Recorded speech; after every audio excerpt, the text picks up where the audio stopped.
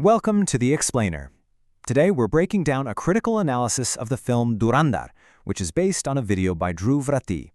But the way this analysis kicks off is, well, it's pretty unusual, so let's just dive right in. So here's the thing. To make its point, the source video asks us to forget about Dhurandhar for a minute. Instead, it tells us to imagine a completely different movie, a hypothetical spy thriller. So, this fictional movie is called Operation Bawandal. The hero? He's an Indian spy, sent deep into Pakistan to infiltrate terrorist networks. And here's how the plot supposedly unfolds. Our spy, he's working around the clock. He uncovers plans for this major attack, even pinpoints the exact target in Pulwama. And get this, his boss delivers 11 separate intelligence reports directly to a fictional prime minister. 11! But despite all those warnings, the attack happens anyway, just as they said it would. Okay, and here's where it gets really interesting. At this exact moment in this fictional story, the movie cuts away from the actors and shows the real, heartbreaking news footage of the actual 2019 Pulwama attack. It's this really jarring shift from a made-up story to real-world tragedy. So you can imagine our spy is absolutely devastated. He calls his boss, demanding to know how this could have possibly happened. But his boss has no real answer. Instead, he just delivers this chilling line, basically implying there has to be a traitor, someone high up in the Indian government itself. And the climax of this made-up movie? It's an absolute bombshell. Our spy finds an audio recording of the Prime Minister, Mr. Gobi, talking with the head of Pakistan's ISI. And the tape seems to suggest that the attack was allowed to happen on purpose, all to gain an advantage in an upcoming election. Okay, so right then, the source video hits the brakes, and it asks this question. This story, it sounds like some pretty blatant anti-government propaganda, doesn't it? A story cooked up to make the country's leader look like a total traitor? But that's when the real point of this whole exercise is revealed. See, that whole story, Operation Bawandal, it was all just a setup, a fictional analogy. The whole point was to create this story to explain the exact propaganda techniques that the source claims are used in the real film, Dhurandhar. All right, so let's dig into that. The core argument here is that Dhurandhar intentionally, and you could say masterfully, blurs the line between what's real and what's completely fabricated, all to push its own narrative. And this whole thing starts before you even see the first scene of the movie.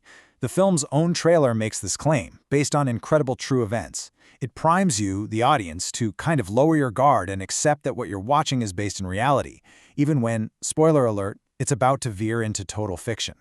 So, according to the analysis, the film is just packed with these real-world anchors. You've got actual news footage from the 26/11 attack, real audio from terrorist handlers, and even the names of real-life gangsters and police officers. All of this is used to make the fictional parts feel way more believable. Okay, here's a perfect example the source gives. There's a real-life gangster, Rahan Dakaid, who was killed in a police encounter. That's a fact. But the film allegedly inserts its own fictional Indian secret agent right into that event. It even adds this dramatic scene where the agent takes him to a hospital, something that never happened, there's no record of it, it's literally weaving fiction right into the fabric of fact. And hey, remember those 11 intelligence warnings from our fictional movie at the beginning? Well, the source points to a real investigation that found there were in fact 11 prior intelligence inputs about a possible attack in Pulwama. The argument is that the film takes this real, pretty startling fact and uses it to give credibility to its own fictional story about traitors in the government.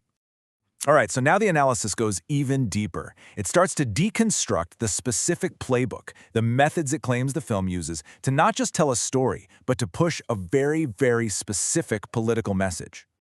And one of the key techniques it points to is something called dog whistling. Now, what's that? It's when a message is designed to sound normal to most people, but for a very specific target audience, it contains a coded signal, a hidden meaning that they'll understand perfectly.